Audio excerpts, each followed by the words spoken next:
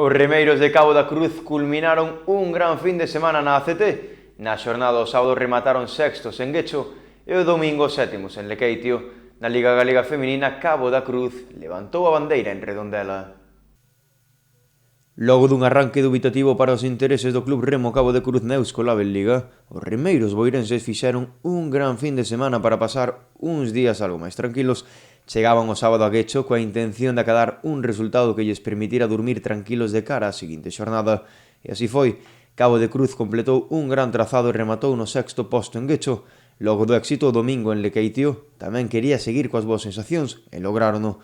Os remeiros barbanzás finalizaron en sétimo posto, o que lles fai pasar esta semana na zona templada da clasificación xeral.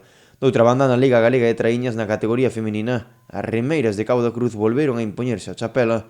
As boirenses remataron en Redondela cun tempo de 22,22 minutos, cunha gran diferenza de 9 segundos sobre Chapela. Rianxo rematou quinto, Puebla sétimo e Ribeiro oitavo.